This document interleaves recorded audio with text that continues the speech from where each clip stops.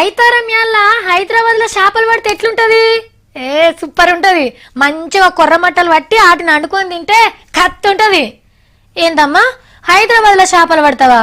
యాడా హుస్సేన్ సాగర్ ఇసం నీళ్ళనా లేకుంటే మూసినది మురికి కాలువలనా అని మీరు నవ్వుకుంటున్నారు కదా. నవ్వుతారు.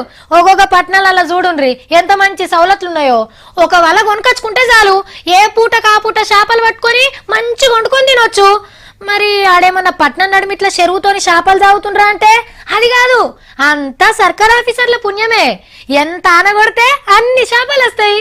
ఆనాకాలంలో హైదరాబాదే అధ్వానంగా ఉంటది అనుకున్నాం, కానీ జర్రంతా మనమే నయమున్నట్టున్నది. ఎక్కడిది, పెద్ద పెద్ద నగరాలు కూడా పొట్టునాని జనానికి నరకం చూపిస్తున్నాయి.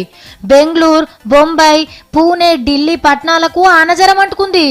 యాడ చూసినా మోకాళ్ళ లోతు నీళ్లు, రోడ్ల మీద వాగులు వంగుతున్నాయి.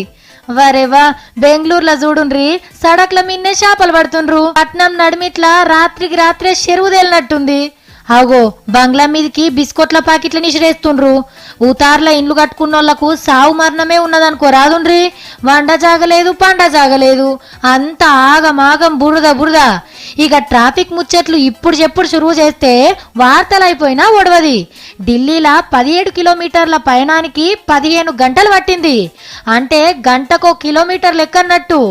ఎన్ని బండ్లు జామైనాయో చూడుండ్రి. 5 గంటలకు ఆఫీసులకి వెళ్ళినోళ్ళు తెల్లారే గట్ట ఇంటికి చేరుకున్నారట. దెబ్బకు చలిజరం పుట్టొచ్చు ఒక్కొక్కళ్ళకి. మరి ఏం రోడ్లు ఇవి?